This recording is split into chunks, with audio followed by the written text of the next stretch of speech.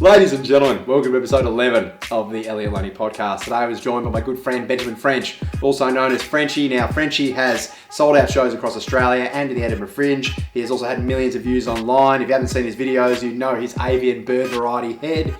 You couldn't miss it anywhere. He's a cracking fella, very down to earth. Really good friend of mine, and I know you're going to love this one if you're a fan of comedy or just a fan of Frenchy in general. Now, don't forget to click the bell and subscribe for every time I go live with one of these podcasts, and enjoy. Ladies and gentlemen, we are joined by the man himself, Mr. Benjamin French, aka Frenchy. Mate, what's going on, brother? How are you? Hello, world. Hello, Elliot Loney. Thank you for having me. And there we go. Formal greeting done. Let's fucking do it, son. We're allowed to swear on this thing, aren't we? Of course, mate. Of course. Right. Let's fucking go. Yeah. Cunt. Yeah. Bro, what have you been up to, man? You look very relaxed. Yeah, I'm pretty hungover, to be honest. I ended up having a few beers last night, and then I forgot about this podcast because I was like, messaging me an hour before we're doing it. I was about to either have a nap or go to the gym, and then I got your message. You're like, you're still good for two. I'm like, yeah, definitely knew that was happening. I forgot it, bro. Oh, bro, that's hilarious. So the gyms are still open where you're at now, right? You're in Sydney?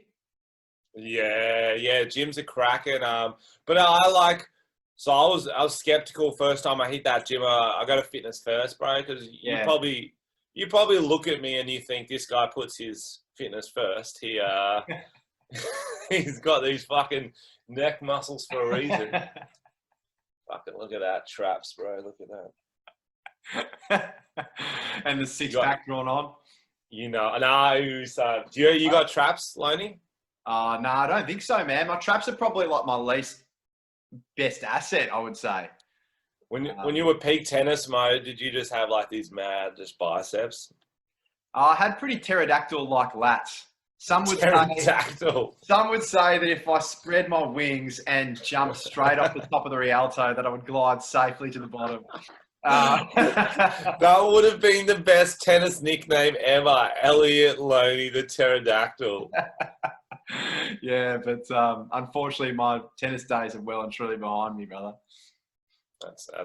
That's good, brother. You good to record this too, by the way? I don't need to help you out. Your computer's working again? Nah, man, it's good. I'm good to go. I know we're mid-podcast. It's a weird time to ask you. We had some technical difficulties before we get into the narrative structure of this journey to our listeners and our viewers. The narrative. Yeah, sorry. I'd like to share a little story. I got a brand new computer about a month ago. Paid an arm and a leg for it, and I told Frenchy he was going to come on the podcast. I was like, mate, you ready to go? He was ready to go for me right on 1:15 as we had planned, and my computer absolutely skitzed it. And I sounded like a robot, didn't I, Frenchy? It wasn't working at all. You did. You were like a transformer. I was thinking if you did have to pay an arm and a leg for a computer, which arm and leg would you go? Would you go same side or different sides? Oh, wow, man. I reckon you'd have to go maybe different sides, man. And you can get like a bionic leg, bionic arm. For the balance, you think different sides, but I'm right-handed and right-footed, so wouldn't I want to keep my strong one? Yeah, and you're quite a soccer player as well, so you'd like to keep that leg firing.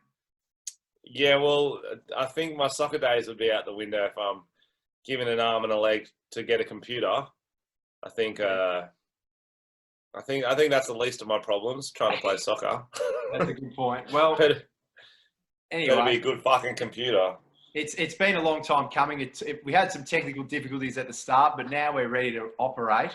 And I've been keen to have you on the podcast for quite some time because I've seen you perform live, and your shows are always great. You've got a real presence on stage, and that's something that I think is not every comedian has that. You know what I mean? You've either got that or you don't. I've watched your journey. You've amassed millions of followers, had millions of hits, but where did it all begin for you? Like, sort of tell us about your upbringing. I'm not going to lie to you, Elliot. This is a new one for me. So when I go on podcasts, it's always talk about the weirdest shit we can for an hour. And then narrative street, I don't hate it. I like it, Elliot. So Wollongong. You ever been to that place, Wollongong? No, but I've heard about it a lot, and you speak about it very fondly. Beautiful, beautiful town. I think it was rougher when I was growing up. Like, now it's got like hipster bars and stuff, and people are trendy. But it's a nice place. I was up there cruising, and I don't. This is a very broad question. I'm not going to lie to you. Yeah, it is. It is. And then Well, okay, I'm gonna narrow it down. So, like, when thank you you. when you were a kid, right? When My you were mum a pushed kid, me out her vagina in this hospital at 7:03 when you were p.m. when you were a It was a kid, vaginal birth. Yes, it was. yeah, very nice, mate. I thought the stalk dropped you down. You've got some stalk-like qualities, mate, just like me. We both look like a couple of so when you were a kid, did you always aspire to be a comedian? Was that something that you always wanted to do, or did you have other aspirations growing No, up? I want to be a soccer player, bro. Yeah. It's tough. It's tough. Yeah. God decided no. You don't have the skills or the talent or even the dedication. There was a lot of things I was lacking in that department. But yeah, I used to just play soccer all the time. And then I think maybe teenage years. Did you ever used to watch those Melbourne International Comedy Festival galas? Yeah, I did. Which is interesting because of what they've become now. Whereas at the time, it was like the best of the best. It wasn't sort of who managed the people would get on it. It was, these are the fucking biggest dogs in world comedy doing 5-minute spot. And they'd have a sick host, Will Anderson or someone would be doing it, and Dave Hughes at his peak. And that's what I used to watch. I used to tape them and be like, man, I have no idea how you could ever write just 5 minutes of jokes that funny, because everyone would bring their best shit. And so that was probably when I first wanted to do it. But you don't tell anyone as a teenager because, oh, bro, you know our tall poppy thing in Australia. You think you're fucking funny, cunt? Yeah, man. I know exactly what you're getting at. So I was writing from maybe 14, 15, and sometimes I used to try to work jokes into our conversation. They always fucking, they always are terrible. I'm like, ugh. So how old were you when you first took to the stage? Ooh, I think I did a class clown thing when I was still in high school. So that would have been 17 or 18. And that's like a Triple J sponsored competition for high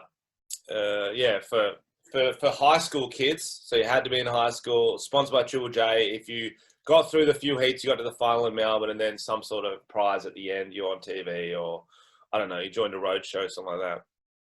And I did my set, which for those who don't know, I do pretty sort of dirty pub comedy, some people call it. I think it's cleverer than that. I think it's clever, dirty pub comedy. That's what I would describe it as. And I did it very similar to the style I do it now. So it was a lot of swearing, a lot of sexual references, even though I wasn't having sex at the time. Because it was a good set, but I didn't realize in the crowd would be just high school kids and their parents. Yeah. So a lot of the parents don't like hearing a 17-year-old talk about how his mate got a boner on the bus. And we used to call him Pedophile because his name was Peter, blah, blah, blah. That's not really the target market there, is it? No, I don't know what the target market is for that joke. That's it. And then I my earlier stand-up stuff was tennis related. I used to do a bit about how much I love the women's tennis noises when they would hit forehands and backhands, and how I'd tape it on a dictaphone and listen to it in my room at night. So, like, it's actually not the worst bit I've ever come up with, but the punchline's a bit obvious. I used to be like, because all the old players, I'd be like, I listen to them, I'd be like, was it Kornikova? Sharapova? Hunterkova? Serena Williams?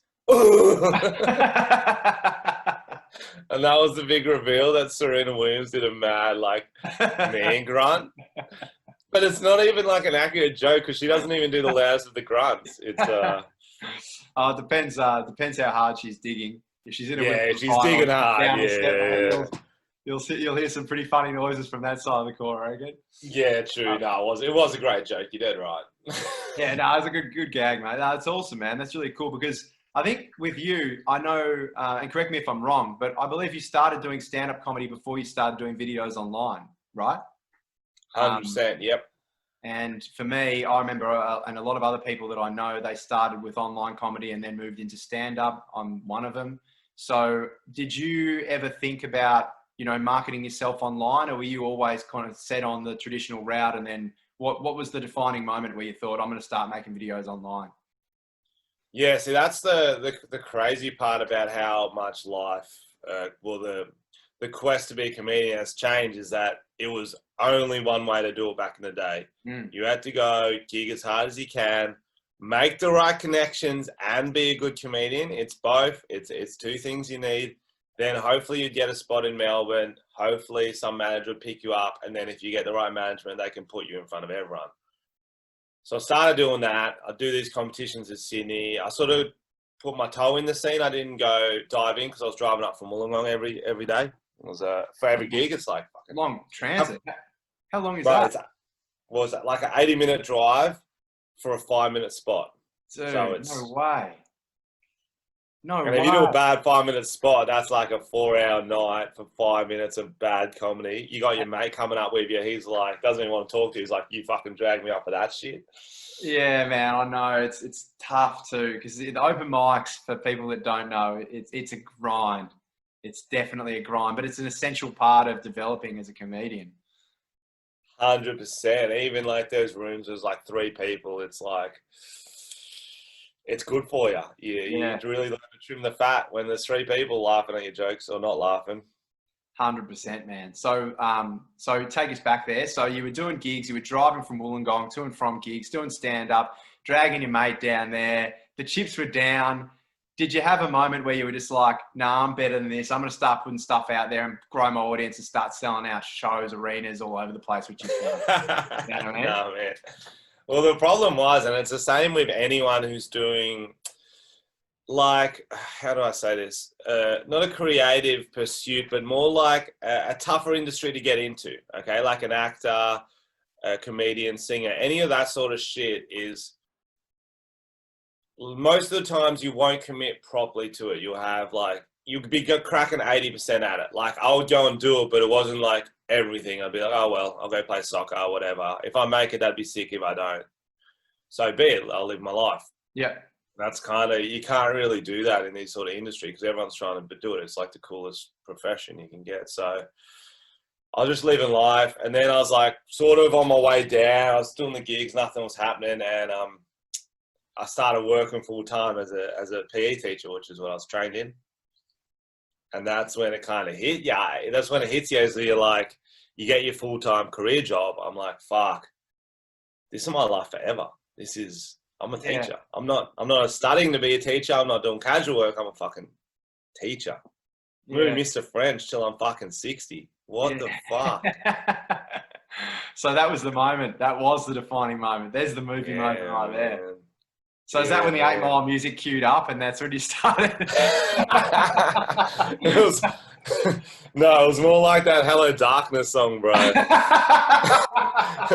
I'll go to bed before teaching and I'll literally playing Hello Darkness going, I don't want to get up and get bullied by the Year 9 kids. That's it, mate. Just the drapes, the wind slowly going through the window, the curtains swaying in the wind. I know the feeling, bro.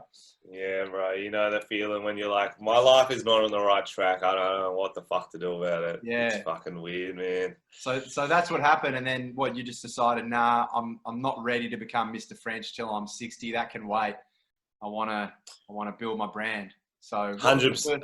First video for you. When did it, Well, what I did is, and this is like the biggest, like I used to hear like sayings and shit when I was like teenager. I'm like, that's fucking, so who has sayings? That is like so lame. And now I'm like, I fucking get around the good ones. Like, it's better to be at the bottom of a ladder you want to climb than halfway up one you don't. You know what I mean? Hey. And that's like the biggest thing. And someone told that to me. I was like, fuck, I'm going back to film school. I'd rather be a runner on a set than principal of the best school in Australia. Like, still, that sounds like the worst job I've ever heard. Absolutely, man. I cannot agree with you more. Yeah. And that's why I was like, people, you can't be everything you want to be, but you can be in the industry you want to be. You know what I mean? Yeah. I think I heard a quote a while ago that I sort of resonated with me. It was like, at least even if you're just scraping a living, at least it's a living worth scraping. And I kind of thought to myself, yeah, that's true. Like if you're doing something you love and you've got enough money to put a roof over your head and food on the table, that's way better than living in a mansion and hating your life, working for the man.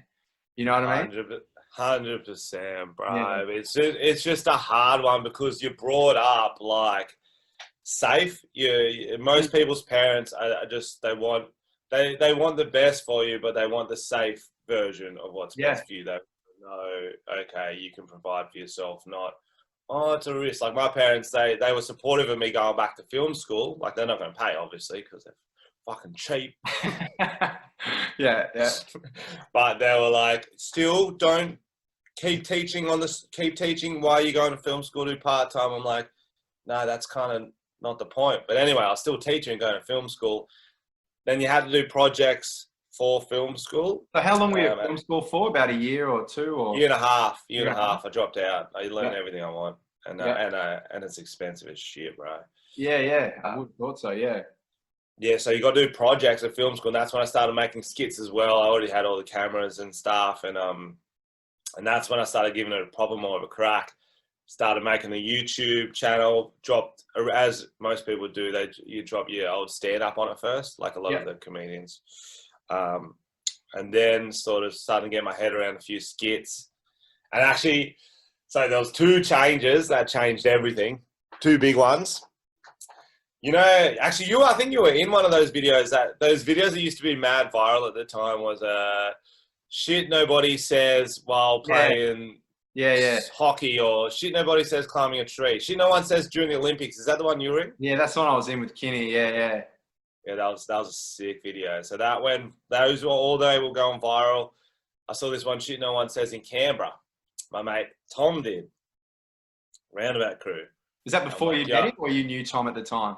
Before I met him. Yeah, okay. Then I was like, no one's done a shit no one says in Wollongong yet. I'm like, fuck, that'll be perfect. Because you know your own town so fucking well. And so I made that. I rushed it to get out because sometimes I'm paranoid when it's like a good idea, even though it's not my idea. When I know it's going to be a good video, I'm like, fuck, someone's going to steal that. Fucking get going, boys. I need you here now. It's dumb. No one else is going to do it. Yeah. But it's good mentality to have. At least it motivates you to get it done, right? Yeah, man. So I got out in like 3 days. I fucking wrote it up, got all the boys around. We did it. And it went Wollongong viral, so like 80,000 views or whatever. It's like everyone with a computer in Wollongong. At the time. Yeah. So that's when I was like, maybe there's something a little more to this internet caper. You know what I mean? What was your big first video? Well, I just remember, before I touch on my first video, which obviously Man vs Metro 1, that one was... Yeah, that's the one, yeah. I remember watching your rise on Facebook from afar, before I even knew who you were or had met you personally. I just remember seeing your videos pop up on my feed all the time. Like, I remember it being really rapid, like your rise to, the zenith of where you're at now. And I just remember, like, was that a weird sort of roller coaster for you? Because, like all of a sudden you go from being Mr. French, the PE teacher, to, birds in nightclubs, in the bowels of nightclubs everywhere, wanting to fight for attention, you know what I mean? Like it changes quite rapidly. So what was that like when you were going out, getting recognized, people wanting photos, your life changed pretty much forever? Yeah, but that's the beauty of the internet too. It does seem like at the time it did seem fast for other people because I was gigging for 5 years before that. It wasn't that fast for me. It was only I hadn't doing the internet stuff that much, and what it was like I kind of I met up with Neil. Yeah, Kolhatkar. Neil Kolhatkar. He had done Australia in 2 minutes. Yeah, I met him at a gig, and I was like, we should do a video together. And he's like, you need to upload it directly to Facebook too, not just share the YouTube link, which is what everyone was doing. Because Facebook had this insane algorithm, no matter what you drop. Yeah. As soon as someone commented on and went to all their friends' timelines, it was just this insane algorithm, like the glory days. Facebook back in the day was the best. Yeah, bro. Yeah. Now it's TikTok's got the good algorithm. If anyone's creating at the moment, get on the talk. Get on the talk. Talk's where to go. Talk's where to go. In terms of algorithm, you can't go wrong. Yeah, it's because they want more people to see it. Facebook want less people to see it, so you have to buy ads. Yeah, that's fucked up, man. It's fucked up. Simple way of putting it. Yeah. So, Yeah, so it just grew really quickly for you. So yeah, that wasn't too different for you. You were used to it from doing stand up and stuff like that. Well, nah, it was still sick. I dropped it because I dropped two big ones in a row. It was shit no one says on Tinder, and then around girlfriends, around mates, sex, which got like they both got Yeah, like 1 million yeah, views. dude, Like that in a one went couple of nuts. I weeks. remember seeing that on my news feed, and I saw the thumbnail. It was like the most ridiculous thumbnail ever. It was like you squawking like a bird and some hot chick underneath you like this. I'm like, hang on a second, is this Pornhub or Facebook? What's going on here? Yeah, it's me in bed with Emily. She's a very pretty blonde girl. I'm like, yeah, I was like yelling at her. I was like, sorry, because I put my hand on her hair during sex. That was a joke. I was like, sorry. Oh man, that was funny, bro. So, comedy, life as a comedian. I'm speaking from experience here. I know it can be, tough at times and also very rewarding. Are there any memorable gigs, either good or bad, that stand out in your timeline? Well, bro, since like now I can tour my own show, so I don't have to jump up as part of a comedy night. I just like Frenchy show. They're all fucking good, to be honest. I get to do my own set for an hour to an hour and a half, depending on how long I go rogue with the crowd. So they're all sick. But I did this big film special. It was like a highlight when I did the Astra in Perth. It was 700-800, and it was just hype. It was like fucking hype. I stayed back like 2 hours in the line getting photos with people, and I didn't realize I should have been doing merch back then. Nah, yeah, no shit. So I missed out on so much money, man. I didn't even think about it. Yeah. Oh man, but that's another thing that you just brought up that I should have brought up earlier. Actually, you do a hell of a lot of crowd work, and bro. you're really quick on the spot. I've seen you go off road for like 20 minutes at a time, sometimes longer. So like, where does that come from? And like, have you always been sort of an improvisational dude, or when did you start doing a whole bunch of that? Because that's a skill that's invaluable to stand-ups. Well, I think that's the weird part that I never realized early on was not all stand-ups can do crowd work as easily as I feel like I can. Like I don't talk myself up, but I just know how to talk to people and get the laughs that are there. Sort of at least the laughs that I want to get. And I find I like doing crowd work because you don't have to write as good at jokes. Yeah, that's true. That's true. Well, I was going to say as well, man. So, like, if you're not doing, like, as you said earlier, you're not going grinding on the scene, doing open mics like a lot of other comedians would. So, do you just write a brand new show, go, yep, I'm back in this material, and then just do it? Or do you test it somewhere? Like, what do you do? Yeah. So that's sort of how I've been doing it lately. I've been doing it in a dodgy way, and unfortunately, that's the one good thing about lockdown and COVID was that I've got time to write a proper show, like yeah, nice, all killer, no fillers, like you know what I mean. But it's kind of like writing a assignment for uni. So I'll book my tour, haven't written the show. I'll book 2 trial shows the week before, and I'll be like, you know what, I'm sure I'll have something ready to do at the trial show. No. I'll rock into the trial show with my laptop, some A4 bits of paper, and then I'll go, okay, guys, I've got an hour and 40 minutes of the shittest jokes ever. Let's see if we can get an hour of half-decent jokes, and then that'll do me. Dude, man, that's like so, like the thing is for me personally, listen to that, that's so scary, man. Like, I don't think I'd be able to do that. I oftentimes will write some stuff, and maybe that's my problem. I write some stuff, I look at it and go, this is funny as, and I go to bed and look at it 3 days later and go, this fucking sucks. What was I thinking? Yeah. But I guess you got to That's just the thing is that everyone does that. You don't know until you do it in front of a crowd. So, and especially the way you set it up. And that's why it's hard for open mic comics is that you got to hit them with your best stuff. You can't, if you're trying new material in front of people like that, if that's only 5 minutes of the night, you're like, fuck, that's killer. Whereas I set it up like a trial show, new material night. So it'll be like $15, $20 tickets. I'll say, we're going to have a laugh here tonight. Tom will come on and do a bit of material, and we'll laugh. We'll work through this together. It's sort of like an inclusive thing. Like you're seeing behind the scenes of a stand-up comedy writing almost. You come watch this, and then you come watch me do my tight show in Sydney at the end of the year. You won't even recognize these jokes. But man, that's it. I just wanted to really ask moving forward, like what your plans were, because that's pretty much where we're at now. We've touched on your early days, where your career's been, some of your defining moments. I just want to know what your plans are moving forward, aside from the shows and stuff like that, and the TV shows you've written. Well, so first up, initially, I'm just going to do these stand-up shows because I reckon my best work's in front of me. I've got a few specials online, but they're all like not incredible. They're all good, not incredible. Like, yeah. And you, as a stand-up, you're constantly improving, and that's what's the cool thing about this profession. Impression. That's your shit. But like, so you know what I mean? Like sportsmen, like they'll be done by my age, most of them. But that's what's good is sort of stand-ups, I think, hit their peaks in their 30s and 40s, really. And so I just really want to bang out some good specials, just see how far I can push the line, because there's a lot of stuff people tell me I can't joke about, and that's what I'm going for. Yeah, man. Well, I guess that'd be interesting to hear your thoughts on that. What is your opinion on all that PC stuff, especially surrounding comedians and what you can and cannot say as a joke? Ricky Gervais has got the best quote about it. He's like, of course you can joke about anything you want, and people can choose to laugh at it or not. It's a good system. Yeah. Like, you know what I mean? Joke about it. If they don't like it, they'll fucking let you know. Yeah. Or they'll shut up. Like, it doesn't matter. You can joke about anything. Yeah, I think he said the great quote I heard from him was, just because you're offended doesn't mean you're right. I think that's a really great quote.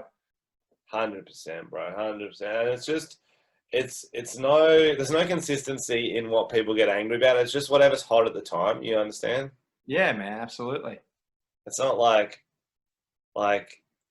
and generally it's just whatever affects them, which is 100%. The worst thing. And that's when I'll like go in on someone. If it's the only joke of the show, I do 80 minutes of whatever, pedophile, Pokemon jokes. I don't fucking know what I'm doing lately.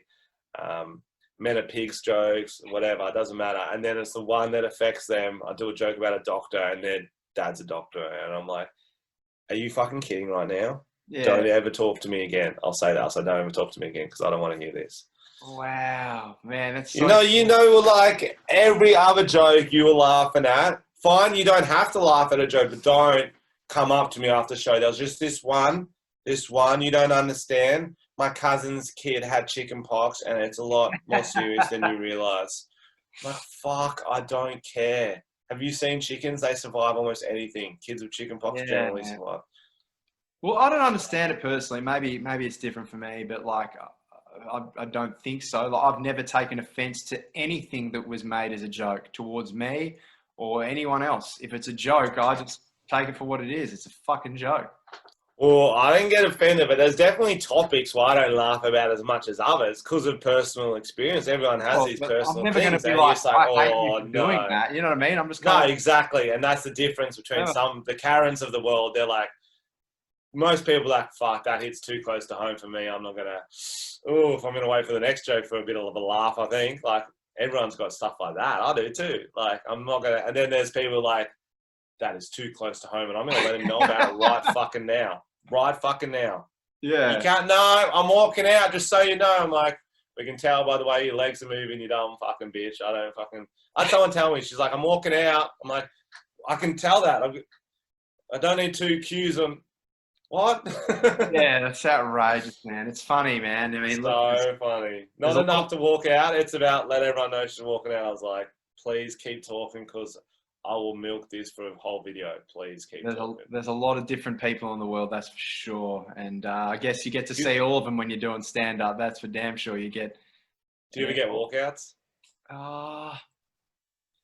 Trying to think. Touch wood, I've never had a walkout at a show, but I haven't really gone overly offensive with anything yet. But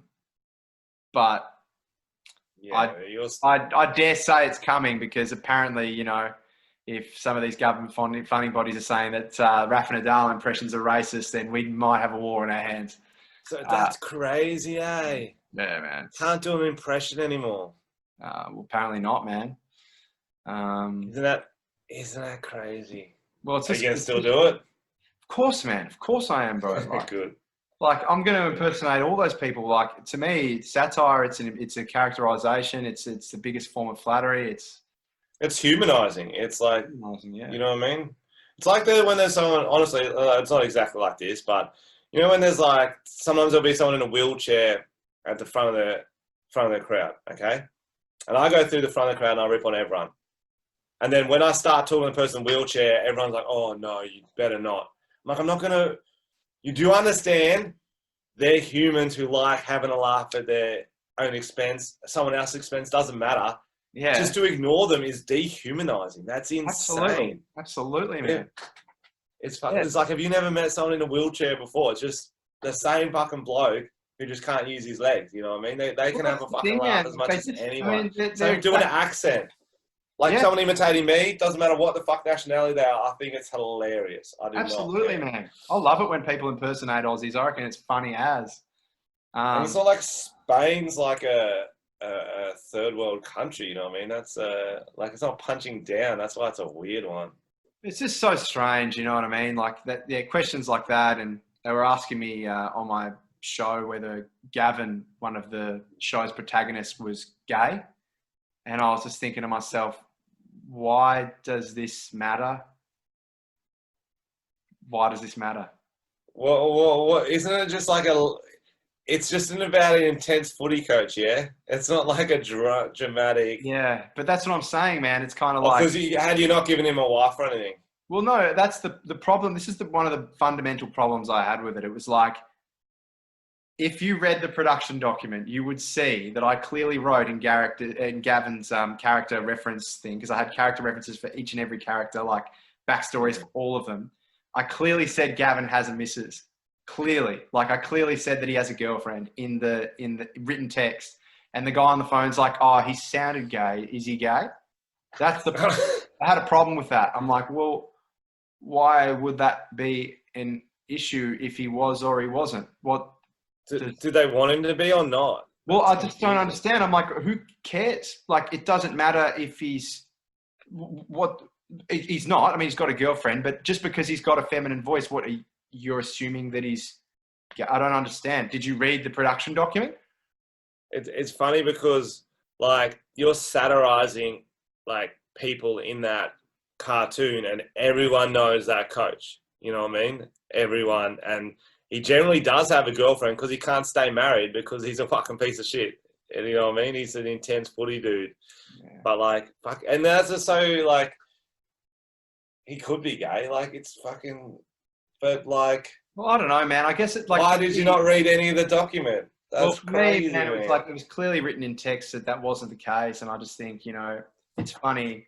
It goes back to what I was saying earlier, but it's like, you know, I feel like they're disregarding the story because they're so concerned about filling minority quotas. And to me, equality of opportunity is really important, and I'm fully open to have all those minority groups represented, you know, fairly and in an egalitarian manner. But like, I'm not going to, you know, be able to consult these people from these minority groups unless I have funding to get these necessary people in the room to make sure they're represented in the right way. It's like when, I don't know, man. Whenever I pitch for funding, it's like when I got actors and stuff, it's literally like there is no ethnicity. It's just whoever's the best person for the role. That's all it is. But they want you to write it in. This is exactly, you know. But it doesn't. It is what it is. Yeah, man. Look, that's it, man. I mean, that's their money, but it's taxpayer money. So. As long as hopefully we'll see what happens with the film industry, man. But I guess at the end of the day, it's not our fight to fight, huh? We got to just keep our heads down, keep trying to make people laugh, and that's all we can do, mate. That's our job. Keep getting on the nangs. Getting on the nangs, mate. Get on the nangs. Nangs. So that's there you have it, children. If you notice, I was looking down a lot of the time. I had blue tack in my hand. Well, I knew what that was. I was like, I saw that wrapped around your finger earlier. I was like, what is this guy? What is that? I don't know. I found it on my desk, and it's been annoying me I can't stop touching it now. It's fucking annoying me. Oh, mate. Well, thanks for coming on, brother. What are you going to for the rest of the day? What are you going to do? Right now, I'm deciding between gym and nap. What are your thoughts? Gym, nap, and nangs. What about all of the above? Yeah, but if you hit a gym session, you're not going to want to nap because you got that fucking endorphins. You've just been awesome. Just awesome. Well, man, I would recommend hitting the gym now. I think I'm going to have to. I think I'm going to feel like a fat pig if I don't. Yeah, send it, bro. Send it, son. Oh, it looks like it's bicep day as usual. Hit it, son. Hit it, son. Brother, thanks for coming on, man. It's been good to have you on. You've always been a legend to me, and you're one of the OGs, mate, and you get around everyone. So thank you for having me, Loney. I'd love to have real life talks and beers with you soon. Thanks for watching and or listening, guys. Don't forget to click the bell and stay notified every single time I do go live with a video or a podcast. There's going to be plenty more from me on the way.